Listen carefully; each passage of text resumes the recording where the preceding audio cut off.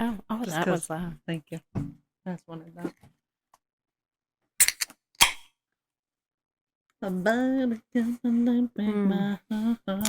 This is the same beer I had at Emporium when we interviewed them. The tiramisu. Tiramisu. Musu. We're going to have the Mugu guy play.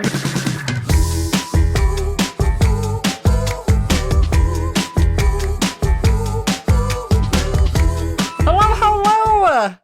Welcome to this week's sipisode of the Body by Beer podcast. My name is Chelsea, and this is my alleged best friend. Oh, a burn right out the gate. Hey, everybody. I'm Liz. Welcome to this week's show. We're super excited to have you with us. But we have a question for you. Oh, my goodness. What do you suppose gluten-free beers, Thanksgiving feasts, and a 105-year-old woman crediting her long life to beer all have in common? You guessed it. Beer. It's about beer. It's all about beer. Yeah, and they're on today's show. Oh, okay. So, Today we're going to give you the inspiring story of Karen Hertz of Holidaily Brewing. hi, Karen. Oh my goodness, so cool. Who turned her health journey into a gluten-free beer revolution. Like, Truly. legitimately, this lady is so impressive. Really. So we're going to walk around her two different breweries, chat with her about her story, and, walk our way through the differences of how gluten-free beer is made and how she's revolutionizing the space. And then we're going to tie that in with some Turkey Day eats. Turkey Day turkey. Gluten-free Turkey Day turkey eats. Yeah, truly an incredible story. Can't wait to get into that more. And if that's not enough, If that's not enough, we've wait, there's more. beer. There's always more beer. Always money in the banana stand. And if that's not enough, we're also going to get into more and more. We're going to discuss Colorado native and Boston Celtic star Derek White. And his team up with Sam Adams and what they're bringing to the world. And then also some rock solid moves by Molson Coors and their purchase of Dwayne The Rock Johnson's energy drink. Energy. So with that, we're going to kick you off with what we're drinking. I'm drinking a lovely Drink. Waterloo lemon lime bubble water Thanks, because Waterloo. I wanted some flavor, and honestly, this is one of the better flavored I do like that one. seltzer waters out there. But Liz has a way better drink, so we'll talk about yours longer. I'm actually drinking the same beer that I had at Emporium when we interviewed Sarah and Greg, and it's the tiramisu stout, an offer you can't refuse. It's delicious. It's 5.5%. It's a little bit chilly today. It's perfect stout weather as we roll into the latter part of November. Yeah. It's delicious. If you haven't, get yourself over to Emporium. Yum. It's cold down here. Don't tell them where we're at. It's cold here. I said, it's cold in here. There must be some titties in the atmosphere. I said, ice. Ging. Cut some glass over here. Without any backstory, my favorite comment of the week was, if I had that kind of money, I would get boob implants so big that they would just be giant torpedoes sticking out of my shirt. That's pretty good. And I was like, ooh, Dolly Parton style. I like it. But That's like our bigger than Dolly Parton. Sounds like back problems to me. Go to a chiropractor, but I can't because I can't lay on my stomach. This is a custom table with boob holes in it for the boobs to sit through. I just have like a whole section of it like collapse out or Instead of detach. a whole chest piece, it's like just this wide. All right, anyways. Let's get us rocking. Brew news. Branas. Branos. Brunos. We don't talk about brew news.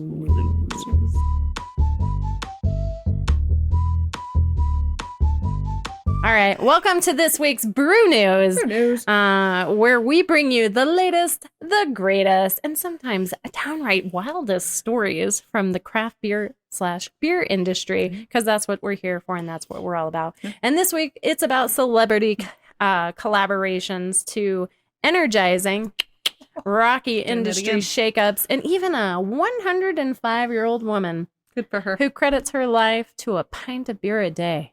Good for her. What a cool lady. Can't wait to get into that. So if you have 3 pints a day, does it mean you're going to live to 315? I can't do math that quick, but I think it's right. I got it. It was triple. It was a triple on triple joke. It was a triple threat joke.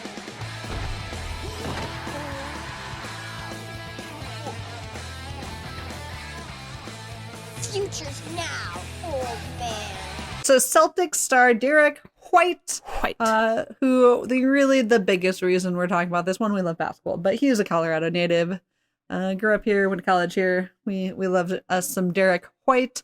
And he partnered with Sam Adams to create a Derek White ale. Brilliant. It's very clever. They had to search far and wide for someone with the name White. I'm pretty sure ChatGPT came up with that. Yeah, that's a real marketing, just hoorah, they nailed it. The best part is watching him try to pour beers, and it took like the 5th try, and then he finally got it going. But you gotta appreciate, it seems like he's got a great sense of humor. He's having fun with it. He doesn't know jack shit about beer, but that's okay because he had the right name. And so like, in general, it's fun. I'm excited for him. Maybe it'll spark some passion. And I like a good gimmick. Exactly. And so it's a good growing trend to throw some booze players, which is interesting because like football players can't sponsor alcohol. So I didn't really think that basketball players could. I thought it was just like all sports. That's why Coors and Mahomes do like the Coors Light flashlight. I didn't know that. That would have been a way better news article. If someone is listening, please chime in about the rules of basketball and alcoholic beverages. I mean, clearly they can. Clearly they can, but I would like to. Yeah, so apparently they don't have that same. Probably because the NFL is non-profit because they care. I was going to say because AB and Bev basically owns them. But then again, Mahomes does Coors Light. I don't know. It might be some sort of... There's a bear one they did. That one was funny. But that's been a couple years. They do one every year. Do they? Yeah. They're like, I think this will be like year 4. And Budweiser does the super... I bet it has something to do with AB and Bev and a long-standing contract with the nonprofit of the NFL. Yeah, maybe they just for whatever reason put that rule in. Whoever Not that it those. matters, but it's nonprofit. Anyways, that was the joke. I just think it's funny that the NFL is a nonprofit organization. No, I caught that, and I laughed about it. Shit ton of money. That's so silly to me. I don't know what they do with it all. But they do things. Anyways, I mean, they sponsor a lot of stuff. Getting kids into sports and all that. I'm sure it's a sizable percentage of the revenue that comes in. Well, that's just keeping their stars healthy. Okay. All right. Moving on. Yeah, I feel like we could have a whole tangent about NFL. I think we just did. Oh. All right. Well, back on Coors and what Coors is doing. That's right. Molson Coors and Dwayne The Rock. Do you smell what he's cooking, Johnson? Ooh. Sorry, sir. So he has an energy drink called Zoa, I believe. Looks pretty tasty. I haven't had it myself, but Molson purchased it. Yeah. So we talked last week that they sold stuff. Oh, yeah. With kind of the purpose of opening up some, we'll call it inventory, budget, whatever you want to call it. They're basically looking to tap into other beverages outside of just beer. Wow. This was the purchase. Yeah, they sold off some craft breweries, and then they shut down Line and Kugels. Yeah. And now they're partnering with an energy drink, right? Yeah. It's that whole tap into the NA world and just making sure you're staying hip with the younger audience, right? A lot of people have done it, right? Yeah. I mean, you've got Monster that bought up Oscar Blues. Yeah. So they're combining the worlds of liquids. It's like a reverse. Energy drink buys beer, beer buys energy drink. It's like Coca-Cola's been doing this forever. And everyone else just caught up. Well, I think we just have a platform to talk about it, to be honest, rather than sitting around the kitchen table. Like a lot of people, I don't feel, like they actually give a shit. But I guess if you are paying attention to the industry news or you want to pay attention who you're giving money to, I guess, you know. Yeah. That's also the thing I started caring about that more as I got older. Same, and that's kind of what I was touching Also, there's at. options to care about. Where I feel like growing up in South Dakota, you kind of just, you got stuff from Walmart because that's what there was. We didn't even have a Walmart until I left. Like, you know, we had Kmart. Yeah, that's fair. I had a Kmart too. Yeah. And Palmyra? Yeah, and a Palmyra. If anybody knows what that is. Probably not. Maybe this 105-year-old woman does. She might. Let's talk about her. All right, so this 105-year-old adorable lady credits her longevity to a daily beer.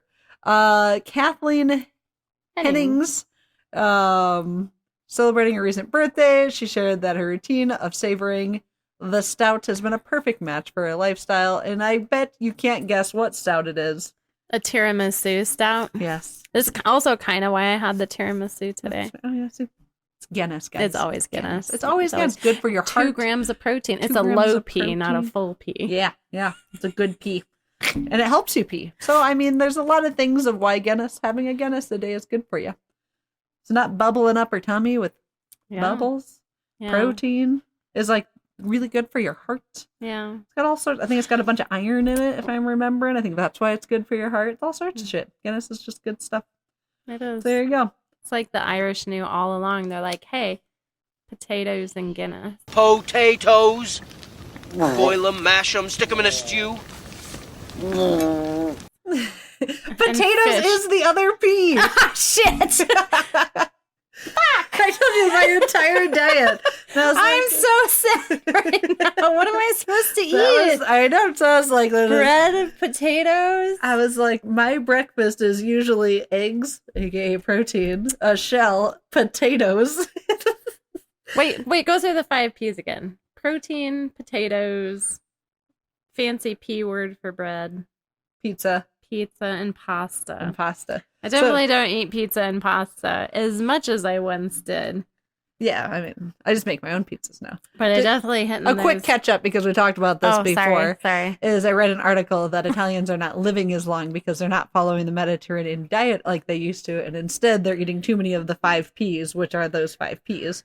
And as I was reading it, I was like, that is literally what I eat every single day.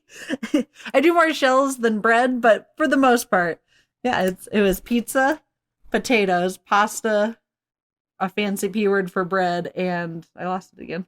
Protein. I just keep going to panini. Yeah, I don't do a lot of protein as a non-meat eater. I keep that on the lower side, but isn't that funny? When I was like, oh, this is everything that I eat. I eat pasta like every other day easily. I know. I like as a pasta. If I don't have the pasta, well, it's usually Mexican. I eat Mexican food every day. Almost every day. Which is the shell. Yeah. But I think it's better than bread. So we can still have rice. Yeah. Well. Yeah. Yeah. Rice is healthy. I like rice. Yeah. All right. To burst your bubble. Guinness is great for you. The 5 P's are not. There you go. That's how you live to 105. So that's a summary. Drink Guinness. Don't eat the 5 P's. Be Derek White and Dwayne The Rock Johnson. And all be the D's, not the P's. The big D's are showing up in a big way, but the P's get the hell out of here. Get that out of the area, P's. That's Brew News. There you go. You're welcome, world. And, we don't have any of our merch on because it's cold. And I guess I do have a sweatshirt. But anyways, if you're looking for a great holiday gift, make sure to check out the Body by Beer podcast website where we have awesome merch. And honestly, we get lots of compliments on our shirts. We do. We forget to wear them here because we wear them out. And I'm trying to keep it nice, so I kind of like limit when I wear it. Yeah. Same. So yeah, check it out. Get some shirts. Get some merch. Holidays are coming up. Holidays are good. We should throw a discount on there. There you go. We'll throw a discount. Go check out the site and it'll say, here's the discount we throw out to you. It's a surprise. You have to go there to find it. Yeah. Ooh. Yeah. Ooh. We're And there might be driving a website traffic. might be a super special book on there by the time you get there. Well, we're not going to tell you more about that till we know when it gets done. And there's been a lot of Shallow Hal reels showing up in my feed lately. It's unfortunate. No, it's not. It's You great. love it. Such a It's so silly good. movie. Talk about a movie So that would good. not get made today. All right. So what if outside of Shallow Hal, the largest, fastest growing anyway. All right. So what if the largest, fastest growing gluten-free beer in the country started with a personal health journey and grew into I love a that. nationwide phenomenon? I would want to watch and learn about that. Well, good thing, because that's what's coming up right now. We're going to go talk with Karen Hertz, founder and chief brewista of Holidaily, and literally America's largest gluten-free and one of the only actual certified gluten-free brewery. Like, you can't even bring sandwiches up into this place. Like, No. It is gluten-free, and it is a great story, and they've got incredible equipment, and the way they're growing, just everything that's happening. You're gonna love a cool her. story. Yeah, and she's so charismatic. Totally fell in love with her. And it's not the first time our paths have crossed. We've crossed paths here and there, but you're going to love it. She's going to get in it. They started with this 10-barrel brew house, right? It's in Golden, Colorado, right in our backyard. But as you said, it's like this trailblazer now. And they're brewing on a 20-barrel system now with 600-barrel fermentation tanks. I mean, their distribution facility is gorgeous, and it's only bound to get more gorgeous. And then their favorite blonde ale, again, she's going to tell you all about it, is reigning as the #1 gluten-free beer in the U.S. Yeah. Her vision's clear. When people think gluten-free beer, they think That's right. Holidaily, Holidaily. right? Tissue, Kleenex, gluten-free, Holidaily. It's there. It's happening. Check out her story. Let's I do think it. we hit on some cool stuff you might not see in some of our other articles. I think so too. Check it out. Hi, Karen.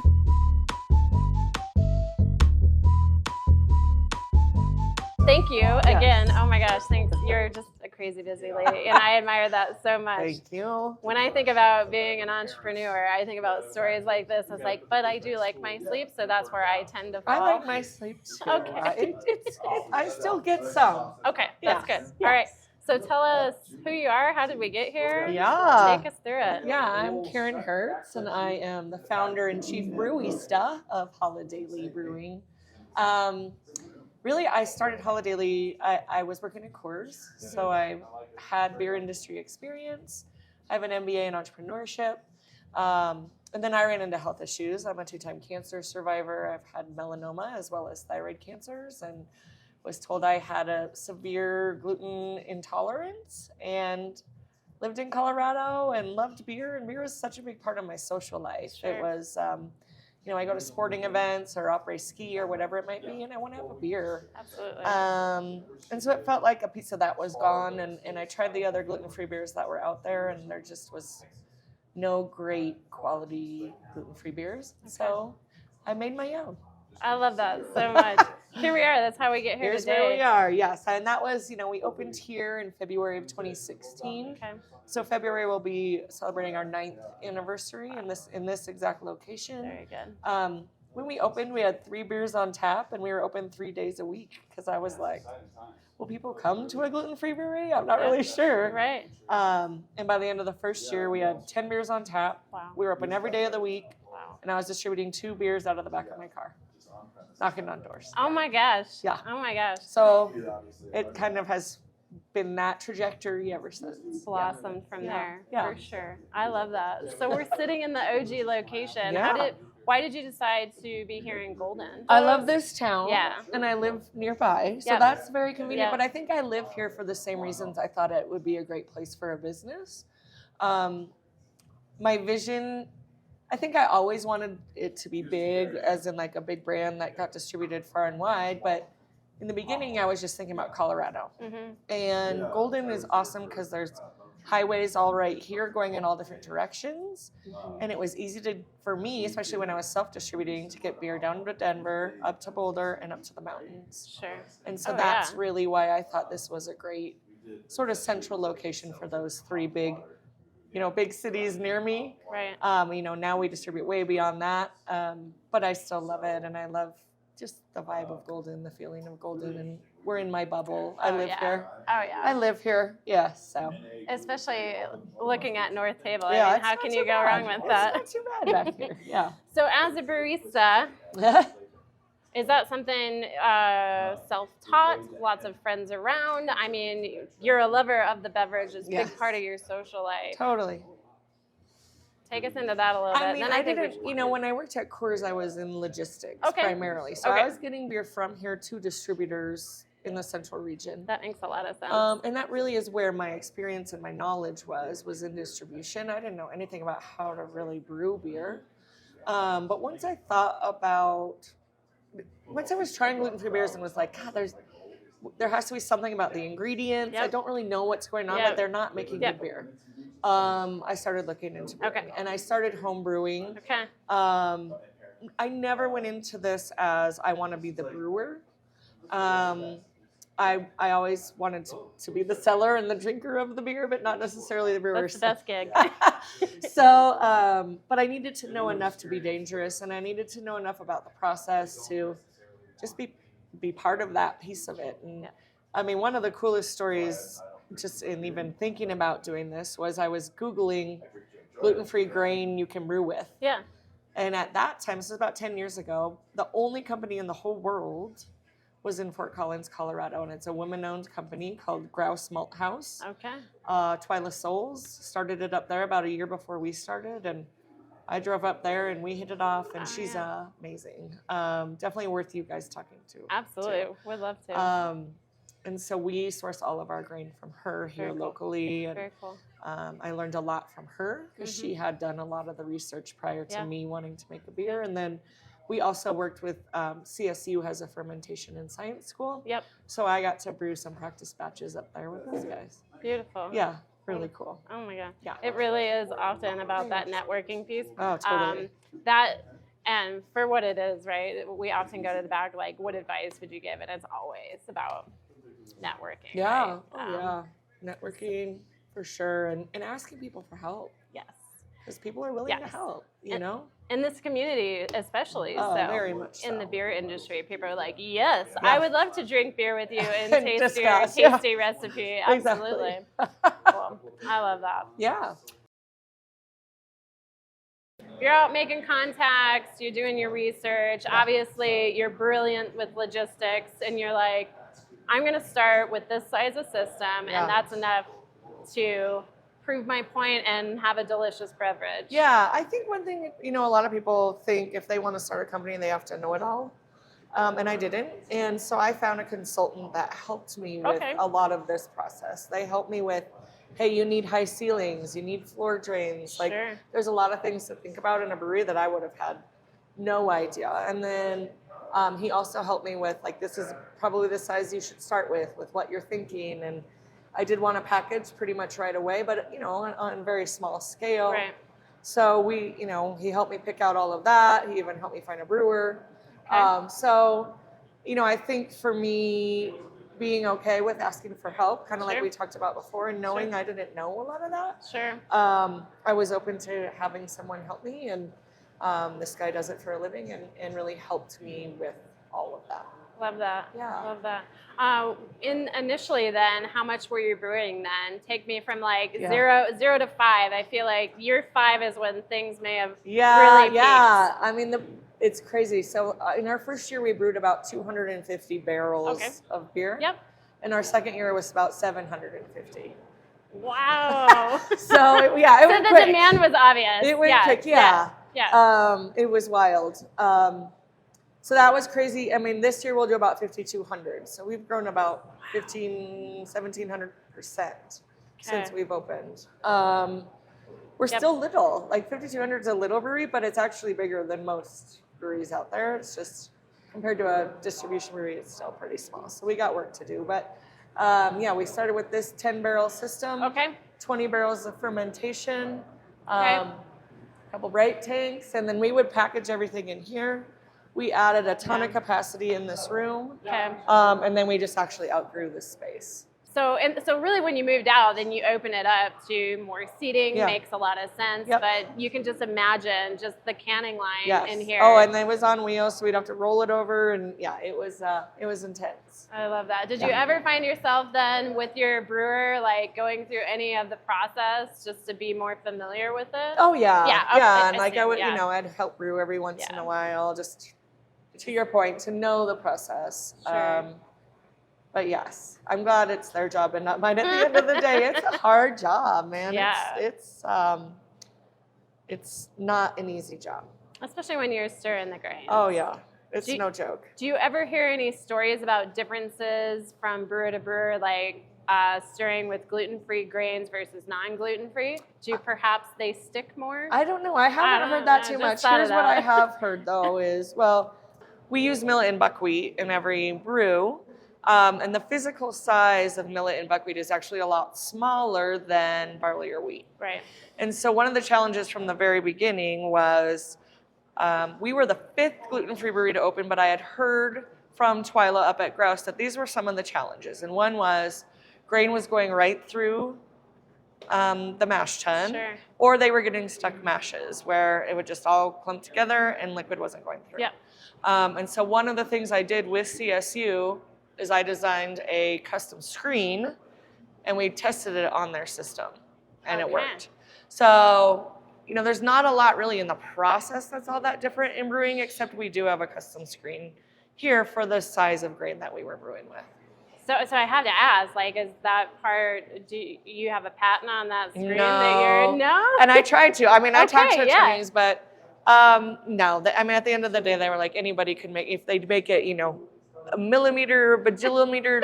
All so right, they, yeah. All right. At least No, we're on I the same asked. page. I asked. Yeah, Yeah. yeah. But no. Okay. And I do think some other gluten-free breweries now use something similar. Sure. Yeah. I suppose. Yeah. I think it's a good time. Like I want to ask about, unless you think it's better in the other building, but I really yeah. got to know, like, gluten-free, gluten-reduced, like, really take me down that path, right? When you came in, Yeah. gluten-free beers, it was kind of like, meh, like maybe it was reacting with things that are happening inside of your body that Yep. you can't or you shouldn't be or you don't want to. Yeah. And then there's also the diet of gluten-reduced, Right. right? Like, talk to me a little bit about that difference. Yeah, I think there's a lot of confusion, and I think one of my biggest roles is educating people on this and what the difference is and why does it matter. And so there's actually a really big difference. So gluten-reduced beers are traditional beers made with barley and wheat, and an enzyme gets dropped in this beer. So usually they call it Brewer's Clarity, Brewer's Clarex, Yep. Clarity Firm. And what that does is it was invented to clarify the beer. Right. Because the protein in the beer is what makes it kind of cloudy sometimes. Yep. So it breaks up the protein in the beer, Yep. including gluten proteins. What it does is it breaks them up, but it actually still leaves very, very small pieces in the beer. So if you Okay. think of a gluten protein chain, it gets chopped up, but it's still in the beer. Right. And I think definitely the intention, when you test it right now, it tests less than 20 parts per million. Okay. So people are like, sweet, we figured out a gluten-free beer, yay, it's great. And they launched it that way, and people with celiac can drink this. And what happened was they got a lot of calls. I'm getting sick, I'm getting sick, I'm getting sick. And so what they found out, and really it was research in Australia that found it, but they essentially looked under a very large microscope and found there was still gluten in the beer, just in smaller pieces. Okay. And so that's when the US said, you can't label it as gluten-free anymore. Okay. It's gluten-reduced, which means the sizes are smaller. Right. But if you have a high intolerance, you can't It's not consume gonna this work. product. Yeah. Okay. I compare it often to all the peanut-reduced products that are on the Sure. market as well. Sure. So you get it, like it's not really a thing, but they thought it was, and I think the intention was there and was really good. It just didn't Sure. work. And so the difference between a gluten-reduced beer and a gluten-free beer is we never even put gluten anywhere in the process at all. Yeah. So none. So our brewers can't even bring a sandwich back here. Like We don't let any gluten in any of our production facilities ever. And so if you don't That's ever good. put gluten into the beer, you're not going to get gluten out of the beer. Sure. And we have a certification. So there's Okay. 2 breweries in the U.S. with a Okay. gluten-free certification, and we're one of them. And what that really means is that an organization comes in, they audit us. Yep. We have testing requirements, training requirements. Okay. It's so I can sleep at night as much as our customers. Sure. Because Yeah. I want to be sure we're doing it right Yeah. too. And what we have to do really, yes, we have to test the end product, but because the tests are inaccurate with gluten reduced, we have to test every product that goes into the beer. That's where the big tests happen. Okay. Yeah.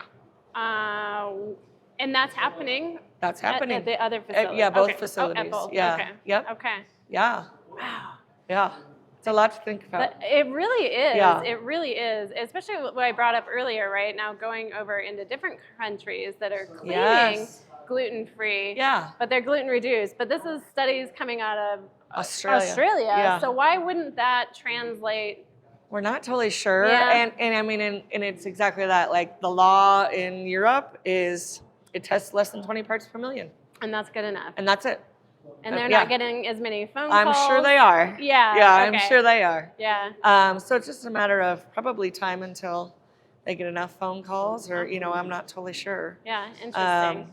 But yeah, Hmm. that's been the big difference between U.S. and overseas. What is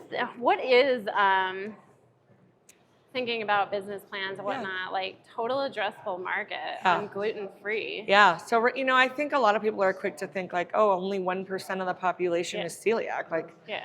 but if you look up any statistics and any recent studies, it's 30% 30%. of the population is gluten-free. 30.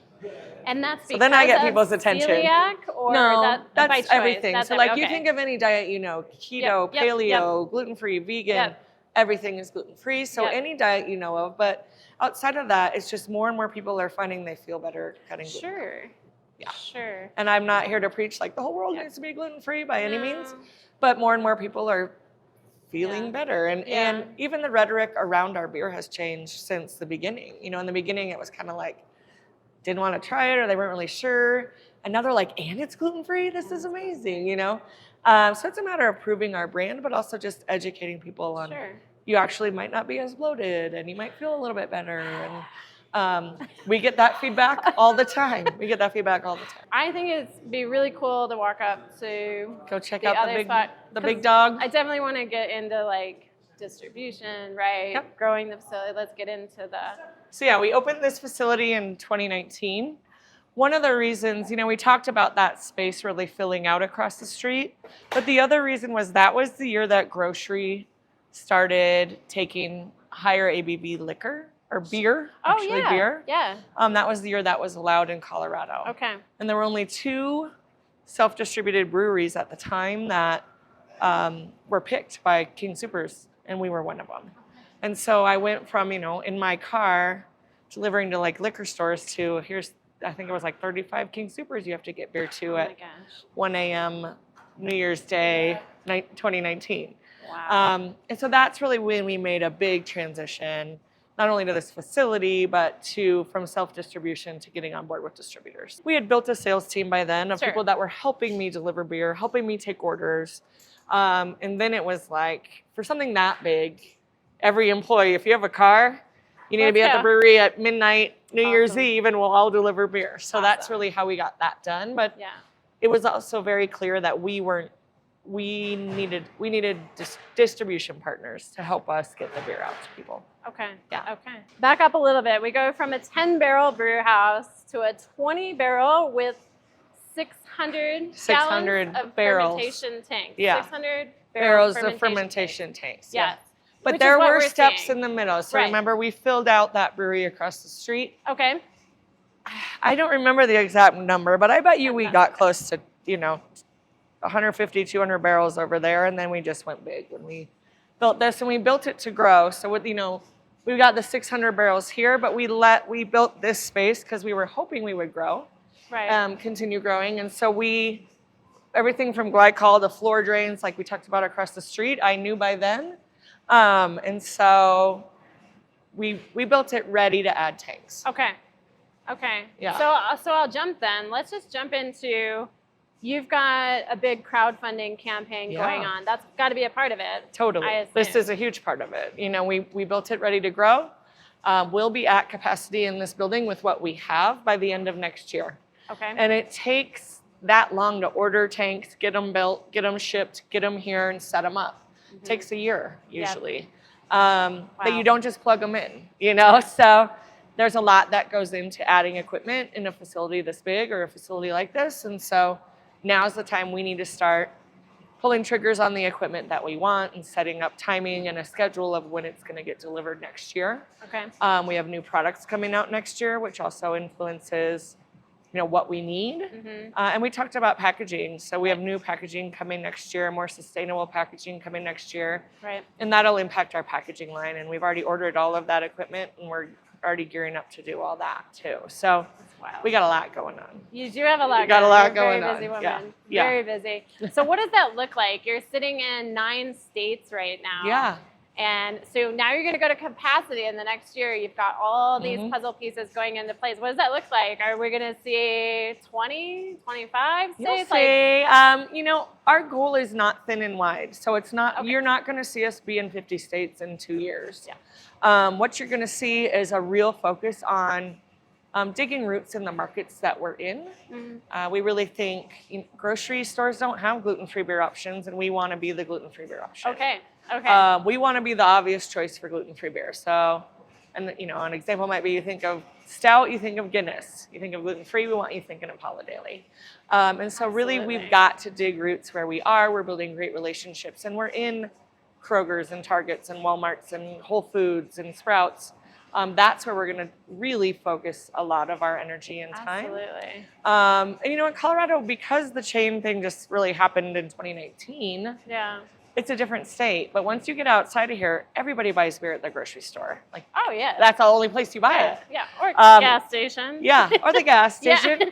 And that was maybe a disadvantage of being from Colorado when we went out of state was, I got Coors, I got the logistics down. Sure. Laura's got all the warehousing down. We got all that down, but we didn't know chains very well because it wasn't a Colorado thing. Right. So I would say that was one piece that I wish I knew more about before we did this, but we're learning so much and we're building those relationships, and you're going to see us a lot more in a lot more, chain type stores, Colorado and everywhere. So yeah, we are the biggest gluten-free brewery in the country. So think about numbers wise, there's about 10,000 craft breweries in the US, and 14 are gluten-free. That's it. And of the 14, Holidaily is the biggest. So we are the biggest volume. We're in the biggest building, but our favorite blonde is the #1 gluten-free beer in the U.S., and we're only in 9 states. So there's a lot of room to grow, right? So that's really, where we hope to continue to dominate. You have to make great beer to do it. It's not just going to be a great story. We got to be able to make great beer, and these guys do an awesome job. So. I love that. I think it's also about the tools that you're working with. Yeah. You've got a great team behind it, and you've got great tools here. Yeah. Is there anything in particular we could highlight really quick that helps make the beer so great outside of? Yeah, I mean, we could talk about the mash press if you want. Just really briefly, a really unique right? piece, but this is a cool piece of equipment, and the reason not every brewery has it is because it's expensive, but. So in terms of a return on investment, for us it was huge. So this is called a mash press. Yep. About 20 breweries in the country have it. 2 in Colorado have something like this. But really what it does is it squeezes the water and grain together to wring out as much of the sugar and liquid as we possibly can before it goes into the boil kettle. And the reason it's valuable to us, it's valuable to any brewery because it makes you more efficient. Right. But for us, our grains are more expensive, just supply and demand, and they're less efficient. And so something like this really made sense when you put it on pen and paper and did the math. Right. And the other beauty of this is it really keeps our beers consistent. Right. When you're mixing, did you get it all? Did you not? Did you? And really here we are keeping our beers real consistent. So I love all of that about it. It's been great for us. I think it, with the awards we've won, it speaks to the quality. It's definitely these guys in our brew team that get the credit, no doubt. Yeah. But having the right tools helps a lot. Absolutely. Yeah. Absolutely. So with that, tell us a little bit more of what that looks like. You've got a big campaign going right now. Why did you decide to go that route? Yeah. Yeah. And let's start there. So I've done raises before. Okay. I've done seed rounds before. I've Yep. raised a little over $6 million previously to help build this facility, Okay. buy this equipment. I think a couple reasons. One was I had a lot of customers asking. They don't have the minimum $100,000. They have $1,000, but they want to be a part of it. Yeah. And, from our side, this makes them even bigger ambassadors for our brand. And I can't be in 9 states at once, right? And our marketing team can't be in 9 states at once. And so now we can really utilize this army of evangelists to preach the Holidaily word out there. And so, we opened it up 2 weeks ago. It's been #1 on the Start Engine campaign portal in the country for the last 2 weeks. We're almost at 600,000. Wow. Our goal is at 1.2 million. Okay. So it's going quick, which is awesome. I mean, it just reemphasizes that there were a lot of people out there that really wanted to be a part of this. Absolutely. But maybe didn't have $1 million to invest. And Weird. so I love the marketing side of it, the ambassador side of it. And then it's also going to help fuel, some of these new products and innovations that we want to do. So we look at packaging. Yeah, let's look at packaging. Okay. So Chelsea and I were on the Startup Engine yesterday. You got it? I think my favorite part is totally that ambassador program, right? Yeah, like it's cool. Literally anybody on the street, right? That's why you give away swag. That's why Totally. so people are they're just out there. They're just doing it because you connect with. You're a very easy person to connect Thank to. you. Like you have great energy about you, right? Like and you're giving. Oh. And Perfect. Yeah. I love that. A little tight for my noggin. I was Yes, like, I know they are too. That's okay. That's okay. Yeah, for short term they work. Yeah. Yeah, absolutely. Yeah, I So think love there's that. a lot that people can connect with around Holidaily, whether it's gluten-free or cancer or women-owned or any of that. And I'll tell you, like in my rounds previous, I have a couple of women investors, but I have a theory, and that's just that women are doing so much better in the workplace, and we're getting promoted, and we're making more money. But it's going to take a full generation of making that level of money to be able to invest, Right. at the same level. And so I liked the idea of bringing in more women as well as investors, and maybe at a lower level, that's how we could do it. So, I just think overall it resonates with kind of my people, Yeah. and Holidaily's people. Yeah. And it feels really good to try it and then see the response that we're seeing. Yeah. What about in the beginning? Was there, being a woman in a very male-dominated industry? I get that a lot. I get Sure. that question a Sure. lot. I chose from the very beginning to not overthink it and maybe even naively, but I was like, I am not going to dwell or feel like a victim or worry about what they think. Yeah. Instead, where are my advantages in this? And I'll tell you, companies will have a pitch day, one of these chains, or I go to a beer conference. But at these chains, you get 10 minutes, and a brewery comes in, and a brewery comes in, and a brewery comes in, right? So they get 10 breweries in a day. Yep. And everybody leaves, and I thought at the end of the day, who are they going to remember? Are they going to remember the gluten-free blonde lady or every dude in a beard with a plaid shirt on? What's the advantage, And so where can I, utilize that and lean into it rather than feel sorry for myself or Love worry that so about much. it? And so I often just lean in that way and think, Sure. you know what?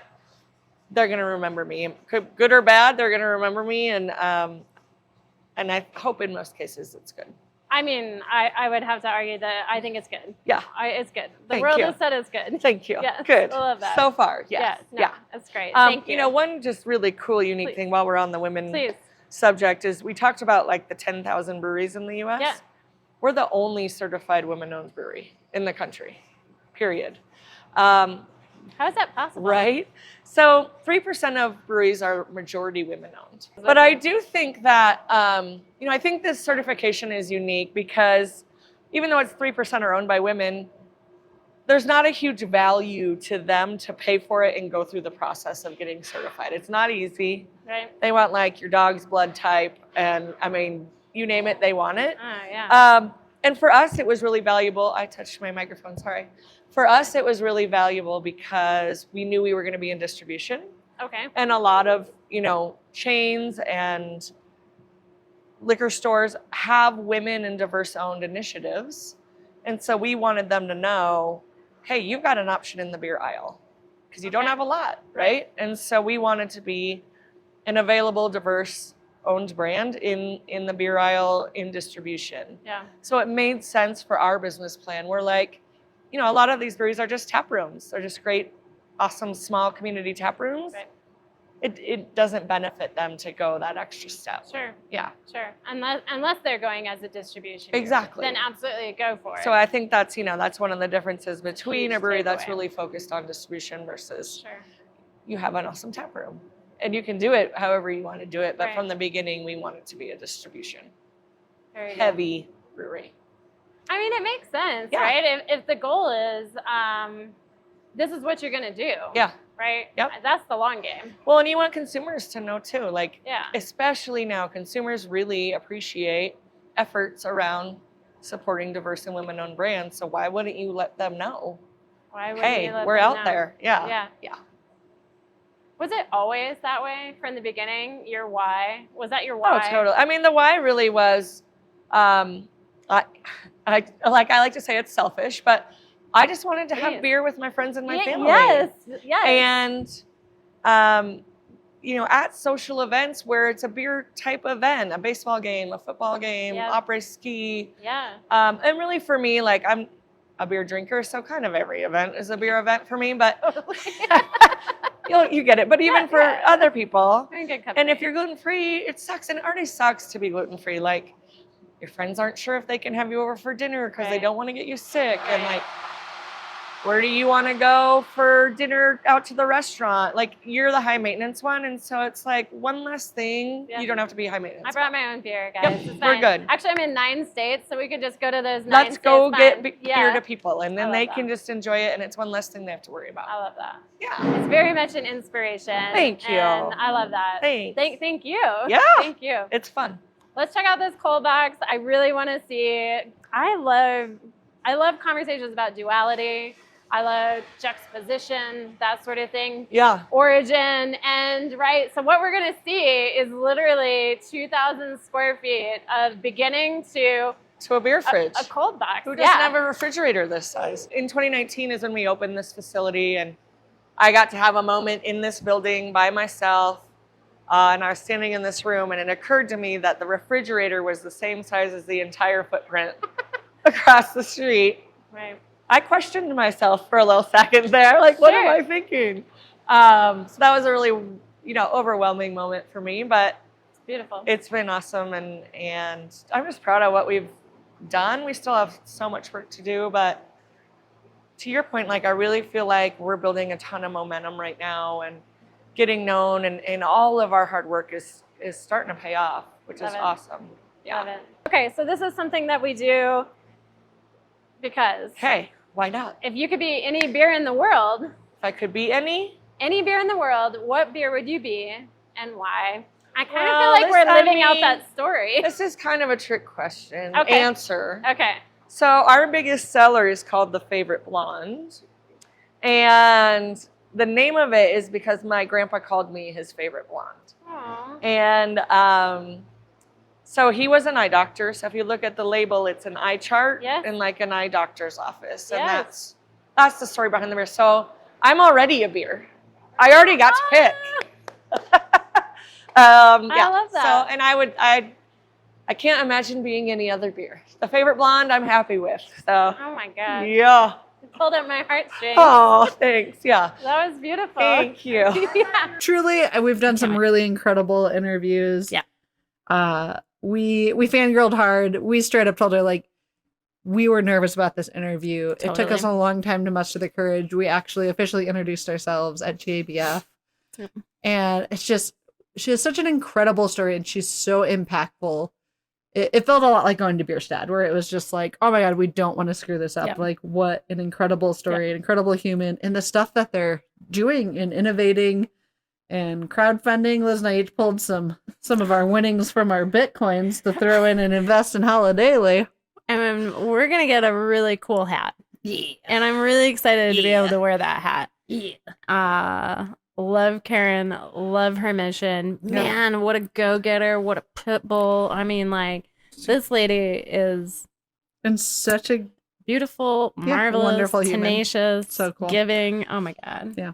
Love Yeah, it. Like, I so- feel like she's one of those stories where, like, sometimes, like, when you see women excelling in a male-dominated space, they, like, have to be really rough and tough and kind of bitchy and mean. And she's just giving off this, like, this is who I am. Mhm. I'm fun. I'm playful. People are drawn to me because she's determined and she Oh, gets yeah. her shit done. And you Yeah. know, like, people aren't going to fuck around with you. You can tell she can turn it on if she needs to. Oh, yeah. But, like, Oh, yeah. Yeah, it's man, fair. I feel like it's so rare to find that just being herself, and herself is just so bubbly. And Yeah. it was cool. It was And she likes to every- have a good time. everything that I Like- was hoping out of that interview and Yeah. more. So thank you very much, Karen. Hi, Karen. Thank you.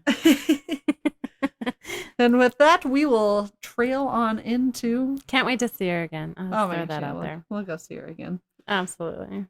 Well, You know, and if we didn't highlight it enough, that fat Randy won a gold at GABF. good one. Gee dang it. So if you're curious about awards and what they mean, that's in there too. Circle back to that and think about it. Ponder. Think about it. Ponder. Oh. All right. So now we shall jump into some more pondering moments as I feed you full of sips of wisdom. Oh. Ooh. Oh, talk to the camera, Chelsea. All right, did the Pilgrims bring beer to America? Yes and no. They did bring beer on their voyage to America, but they definitely did not introduce beer to America because of their voyage. And it's documented that the reason the Mayflower even landed at Plymouth Rock was because they were running out of beer. Now remember, beer was safer to drink than water, so this was actually a pretty big deal. So the captain decided to pull over, kick off the settlers, tell them to fend on their own, go find their own drinking water, while the ship's crew and the captain waited out at sea, kind of waited out some of the winter, and made sure they had enough supplies, including the beer, to get back to England. What were the ingredients that the Native Americans used to brew beer? Though the Pilgrims were pretty familiar with how to actually brew beer, they were less familiar with the cold, harsh lands that they landed on. Lucky for them, the Native Americans were very familiar with the land and pretty darn familiar with how to brew beer. So instead of using traditional malts that didn't grow well in the area, they actually used ingredients like corn and pumpkins to brew their beer. They would also get sap from the birch and maple trees in the spring to use for the sugars to ferment their beverages. And they would add spruce tips to add in some flavor to their beverages, plus help them fight against the scurvy. Was a brewery the first building built at Plymouth Rock? Ha ha ha ha! No, it was not, because shelters to live in were the first things that got built. Of course they were. But it was not far off. So in 1620 is when they landed at Plymouth Rock, and by 1621 they had a brewery built. But mind you, the Dutch had already had a brewery built in what was considered their city hall since 1612 in what is now considered Lower Manhattan. But the importance of breweries is not lost here. 1620 is when they landed. 150 years later, by 1770, the brewing industry was so predominant that figures such as like George Washington and other patriots were actually looking to boycott English imported beers. Like, we almost had a Boston beer party as well. And by 1810, 131 breweries were established and rocking out 185,000 barrels of beer a year. Did the Pilgrims drink ale? Okay, for the sake of not getting censored, we're going to call it rooster ale, just like we call this rooster sauce. Anyways, did Pilgrims drink rooster ale? Yes and no. They may not have actually drank it at Plymouth Rock, but in the 17th and 18th century, rooster ale was wildly popular in England. And basically what it is a giant tea bag with a boiled chicken and some like fruits, and it got thrown into the brewing process, kind of similar to how we like throw in fruits now, and coffee and chocolates into beer, and it would brew all into the flavor. So it's like this brothy, delicious, medicinal beverage. Most likely rooster beer made it to America with everything else that came with the English. Like, why wouldn't they bring this with them? Because rooster ale, you can actually find recipes for rooster ale online. If you've ever made one, let me know how it is. Sounds disgusting.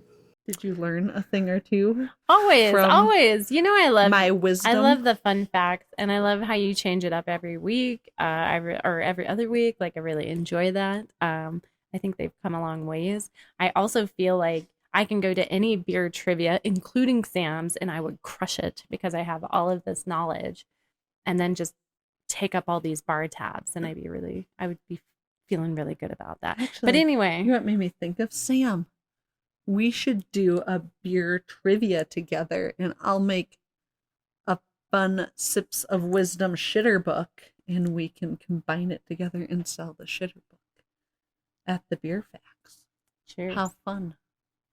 Aren't I full of fun, Sam? So much fun. I could see you in my peripheral, and then I could see you looking at me in the mirror.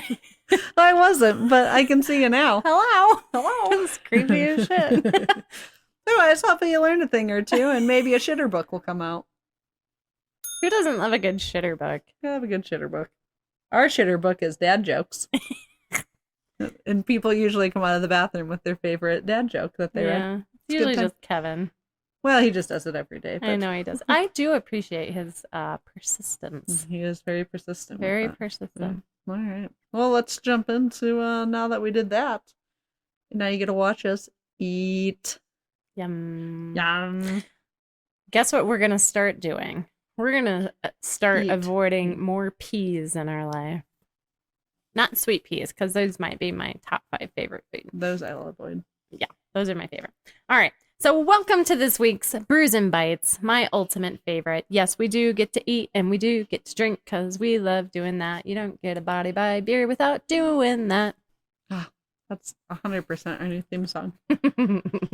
You're welcome. So this is where we're going to talk about a gluten-free Thanksgiving magic. Ooh. Now, it doesn't have to be that way. If you're like, I like my gluten, I like my beer, I get it. Yeah. But these are some cool options, and what a great theme to roll with and really explore it if you're interested in learning more about something maybe you didn't know that much about and how you could maybe be a little bit healthier in life, you know, and that's okay. And Thanksgiving is right around the corner, so why wouldn't we tie the two together? Like, Yeah. it makes so much sense. Has nothing to do with the fact that we had pumpkins sitting on the counter since Halloween. Nothing to do with that because it is about the gluten-free and Thanksgiving. We are thankful for these leftover pumpkins so we can get a Brews and Bites to you today. We're thankful for you, We're thankful for you, and we're 3 pumpkins. enjoy. This is Brews and Bites. Mackay Beats.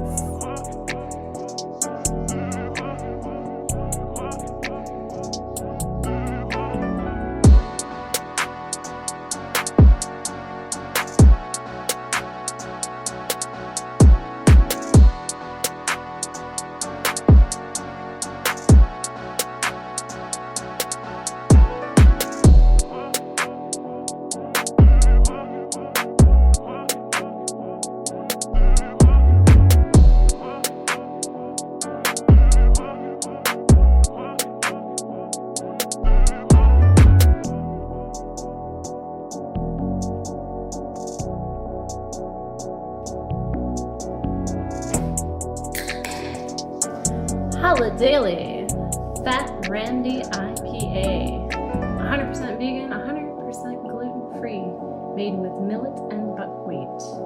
Oh, but she shines oh so pretty and oh so effervescent. Can't wait to wrap my lips around this one. Hello, hello, hello, and welcome to this week's Brews and Bites. Everybody, I am Liz, and I am super excited today because we are pairing this glorious 100% vegan, gluten-free, Fat Randy gold medal winner, GABF winner from Holidaily Brewing Co. out of Golden, Colorado. And it is wonderful. It is packed full of flavor. Great hops and a little bit of malt going on there. It's super effervescent, a little bitter, a little piney. I really like it. Actually, a little bit of citrus going on there too. Today, we are pairing it with a hash of my own concoction. A little bit of this, a little bit of that. As Chelsea said in the intro, we had some pumpkins that we needed to use, and 'tis the season. They're readily available.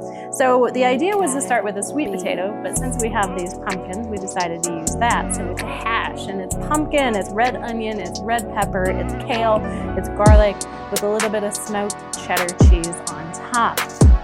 What we're looking for is a lot of complementary with a little bit of contrasting, and then our effervescent Fat Randy IPA is just gonna cut through it and send us in. Okay, so we're gonna go against my own style, and we'll start with a bite, then a drink. Instead of a drink, then a bite. That's kind of my thing, but a lot of smokiness coming off of this. The spices that we used were a little bit of smoked paprika, cumin, chili powder, garlic. Yum.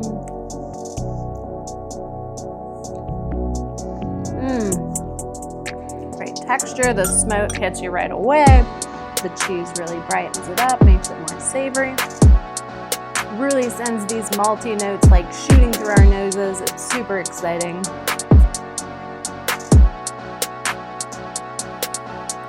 Oh yeah, the malt really goes with like the caramelized of the pumpkin in itself, and then the contrasting with like the hot bitterness of the IPA with the spices, the cumin and the smoked paprika. It's a beautiful pairing together, and as we said, the effervescent bubbles of the beer really just send it home, allowing you to bite, drink the whole time, as I'm gonna do right now, because it's super delicious. And I like a little cheese, so I'm gonna get in there. Another thing I wanted to know, so good. For you spice fans out there, I'm a bit of a spice fan, so is Chelsea. You haven't heard of the Flatiron Pepper Code. These guys are brilliant. Love a spice, love what an IPA does to a spice, and vice versa. So we're gonna add a little of that on there. Oh, maybe just a lot of it. Give that a quick mix. I like our chili powder. It didn't do us wrong, but I like a big spice. These ones are the 4 pepper blend, so there's Ghost and habanero in there, so there'll be a lot of quick heat and then a slow burning heat.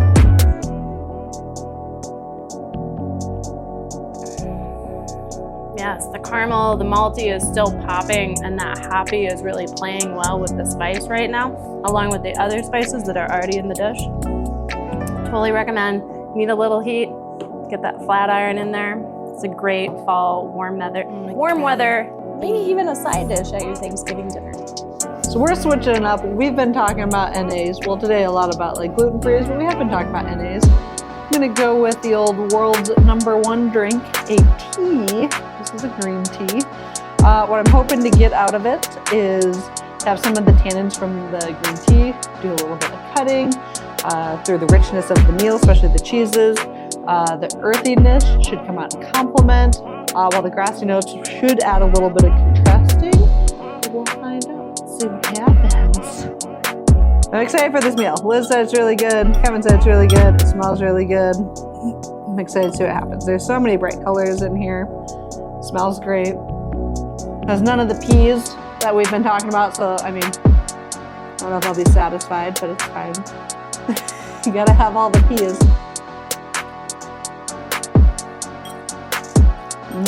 Oh, yum, yeah. Okay. Definitely a lot of chipotle. Smokiness coming through. Probably from the turmeric, like you said. I like the texture of the kale, because sometimes like when you do pumpkin, it can get a little like mushy, where the kale's adding a nice crunch to it. There's a nice hint of garlic, but it's not overpowering. Yeah, that's really good. All right, let's get in here.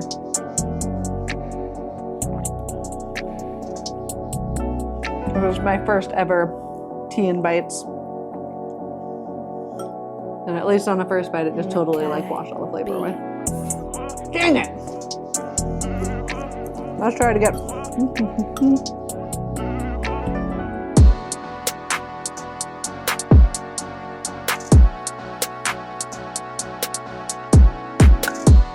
I definitely get a bit of the contrasting with the grassy notes and the smoky notes for sure. I'm not getting a ton of complementary flavors. Let's go with the style. Let's drink and then I also think I need to let it settle a little longer. It's a little late.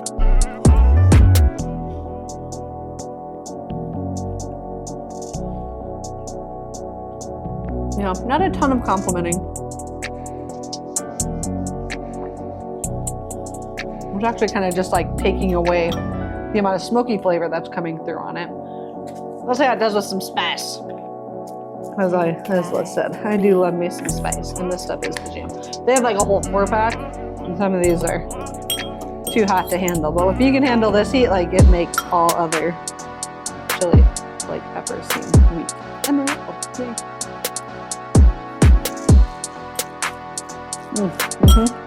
Oh man, that stuff sends it over the edge. Now you have the heat with the smoky and all the textures, and you get the little bites of heat from the peppers. Yeah, it sends it over the edge.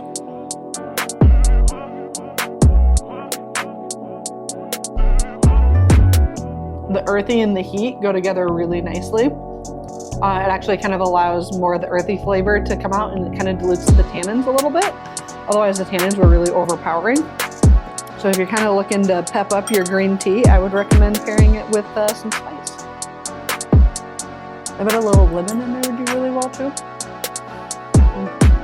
Those are really good with heat.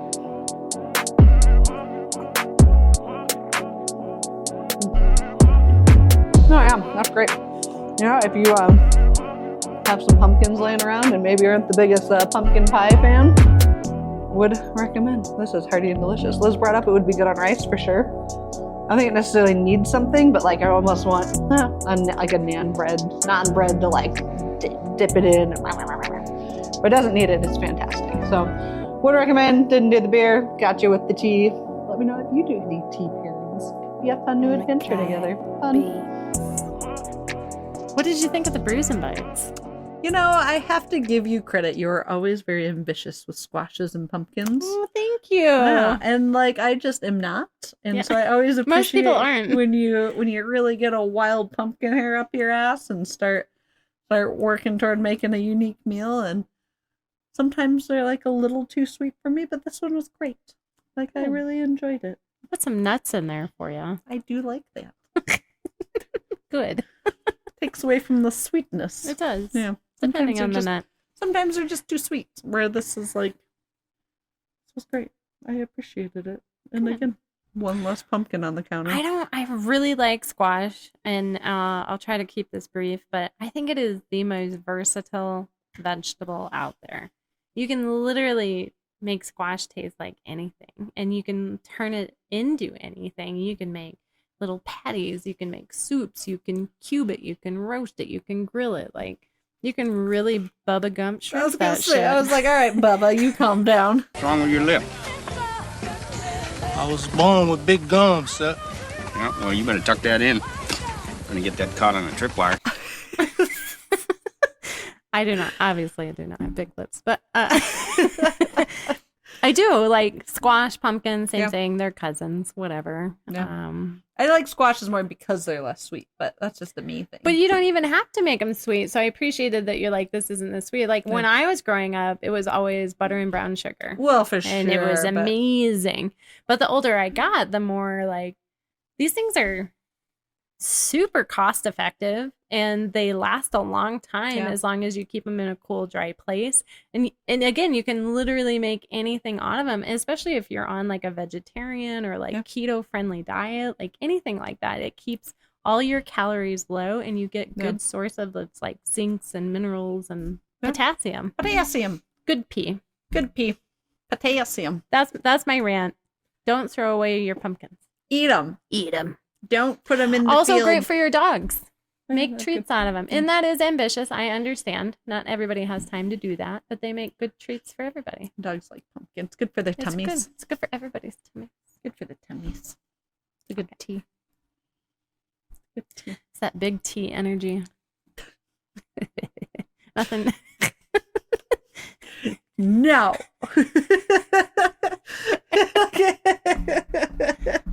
So our top 10 of us shoving our faces more, except for we're not going to eat. It is food related.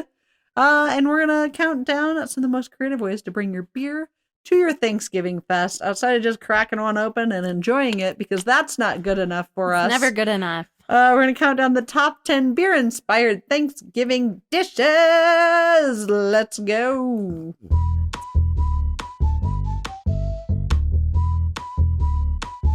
Number 10, roasted Brussels sprouts. Yum. With beer braised onions. That does sound really good. Yeah, I didn't make this one yet, but I was reading about it. It sounds really good. It's from Serving Dumplings. You can check them out.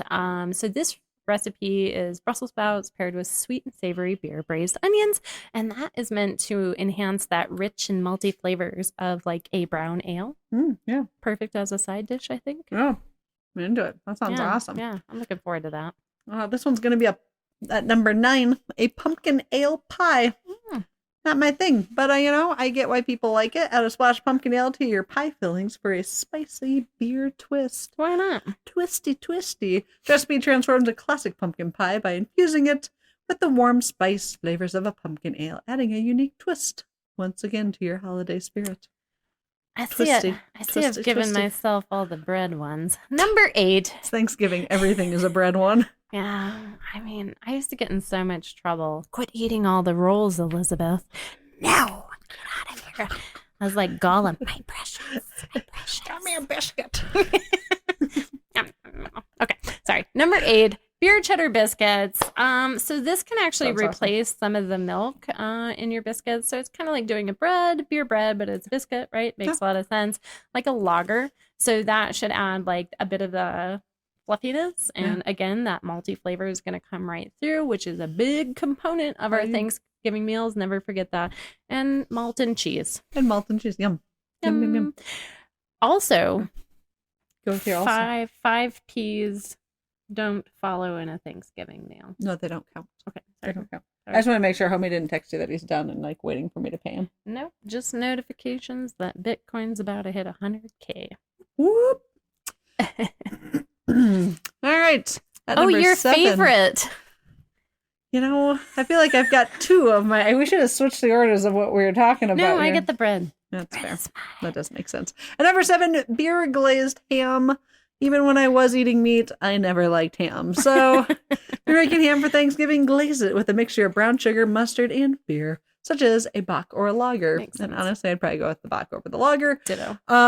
Or brown could probably work with it too. Anyway, you want that malty caramel sweetness to about the pop malts. there. Yeah. So, the beer enhances the sweetness of the glaze and creates a delicious caramelized crust. Oh, I like what you did there. Thank ya. Oh, yeah. We're coming back to the pumpkin ale, and we're going to mix it with some mac and cheese. This one I might do. This sounds lovely. Yeah. And the recipe's there, right? We've included them, so please check them out. Shout out for everybody that's helped bring these recipes up. Anyway, pumpkin ale mac and cheese. So you add that spice beer to the cheese sauce. Makes a lot of sense. Awesome. So it's going to add that extra layer of flavor with like a sharp cheddar and You could also like a pepper beer with that too. Would be rad. Yeah. Billy's, welcome. like a Billy's Chili's or Billy's Ghost Chili's. Face Killer. Yeah, it'd be so good. Yum. Yum.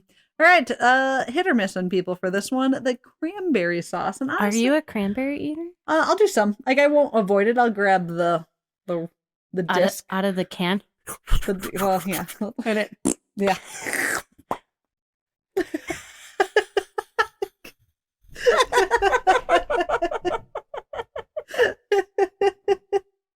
That's what it does. Remember when refried beans used to do that? They don't do that anymore. you really gotta squish them. Squish 'em.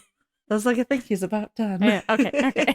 All right. So, anyways, maybe you like cranberry sauce, maybe you don't. But simmer. Super fresh cranberries with a porter beer for a rich and slightly bitter cranberry sauce. The porter adds complexity to the tartness of the cranberries, Makes creating sense. a sweet yet earthy side dish. Hi, Drugan. Oh, you're warm. Thank you. Hello, puppy dog. Number 4, a beer candied yams. As I love squash, as I More love like pumpkin. beer candied yums. Oh, I missed it by a mile. So this one recommends adding a splash or a dash or of amber ale to your candy yam recipe, and so that the caramel notes, again, malt caramels, is going to enhance that sweetness of the yams, and then obviously going to blend perfectly with some brown sugar butter and probably a marshmallow. Yeah. If you're into that. Mallow. Beer and herb stuffings. Incorporate a light beer like a Pilsner into your stuffing. Herbs like sage, thyme, and rosemary. I'm guessing you kind of like make that first and then drop everything into it. Yeah, all the if you go, breadcrumbs. if you get into the recipe, Yeah. as you're adding like chicken broth to make it Yeah. moist. I think Add think a in the Pilsner would Pilsner. be a really good choice on this, and the extra little hoppiness versus just doing a lager. I think a Pilsner, Same. maybe not like a full IPA, but something with a little bit of bite. I think a Pilsner is a perfect. I think it'd be great. Yeah, I mean, I also feel like Pilsners and rosemary just like go together It's so so nice. good. Think of that boozy jerky, garlic, rosemary, don't tell 'em Pilsner. about Oh, it. They don't sorry. know Just a things. teaser. Number 2, let's get back to Guinness, right? Because life is about Guinness. And it really is. So add it to your gravy. Makes a lot of sense, right? It's going to elevate that traditional gravy mix, adds that rich, malty depth, right? 2 grams of protein. 2 grams of protein and a little bit of bitterness, and it complements any of your roasted meats or feats, whatever you're doing for your hearty holiday dishes. Yeah, Guinness is great. Love a Guinness. Excuse and then me. to wrap us up with number 1 is beer brined turkey.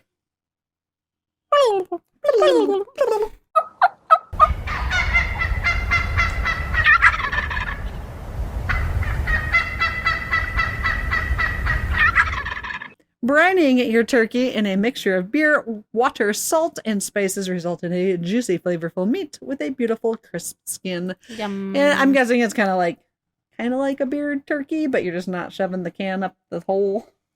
Yeah, you're the same basting concept. with your beer. Yeah. Right? You're Letting trying the to get sugars some do of its the thing. Exactly. Yeah. Trying to get some of those notes to come across. There you go. You got it. You got it. I actually really like this list. I realize it's low hanging fruit for the holidays. It makes a lot of It's sense. great recipes, though. Yeah. Thank you again to everybody on this list. We You hope have to write it up as a blog. uh, Get your writing going. You just have to copy and paste what you already wrote. yeah, fair. Anyway, that's fair. I love more to do. I really do. I really do. It keeps me busy. It keeps me busy. It keeps me out of trouble, which is a good Kind of. thing. I'm good at the latter. In So trouble. anyway, I really like that list. I hope it lands for everybody. Check them out. Even if you do, let us know about it. That'd be super duper cool. And if you laughed and thought any of our editing was super fly, that's because of our super fly editor man, For a Sam. white guy. Sam's been with us since the beginning, and he's done a great We love job. him. We get We lots love of you, compliments on how funny it is, and honestly, most of it's Sam. We're kind of funny, but Sam's super funny. So if you're looking to bring in trivia for an event or you have a brewery, hit up Shut Up and Drink Trivia. And in addition, short chop video production if you're looking for funny edits like Sam does. And I bet, I bet he does unfunny stuff too. We just don't do unfunny stuff. So if you're looking for serious stuff, I bet Sam does that too. We call I him bet he could turn Serious that on. Sam. Some people call him Serious Sam. And why so serious? We don't. All right. Well, that's going to wrap up our sipisode this week. We hope you enjoyed our little Thanksgiving special combined with our gluten-free special. Special, big, huge shout out. Thank you to Karen Hertz of Holidaily Brewing. Holidaily. Makes a lot of sense, right? See where we're going? There's not so many meta games. It's just, there's a lot of meta games, but we have a lot of fun with them. Yeah. They're pretty open. You can see where we're coming with pretty quickly going on. But at the end of the day, Thanksgiving is about being thankful. And we're very thankful for you guys and the fact we're still making the show and still Yes. having a good time. We got some books that are releasing. And if we weren't so freaking busy all the time, they would be released right now. But we're trying to get them out, we promise. And then we'll let you know about them because we think, based on your guys' feedback and things you've said to us, you're really going to like these. That's right. So we're working, we're typing away. And hopefully you'll be seeing those in the near future. And thank you guys for watching every week. That's right. Thank you. Yes. And until then, until next time, be safe out there, have fun, and as always, drink responsibly. Drink responsibly. We'll see you next time. Bye. Oh, Jesus Christ. It's cold in here. One is all you need. It's like cock push-ups. One is all you that would be need. the next one. So that's the summary. Drink Guinness. Don't eat the 5 P's. Be Derek White Be and Derek Dwayne The Rock White. Johnson. And all be the D's, not the P's. I wait way too much. I was like, I'm fine. I'm like halfway through. I was like, I should quit. Let's go. Excuse me. It's good burp time. Thank you. I had a joke in there. Oh, I was gonna start singing it's never enough.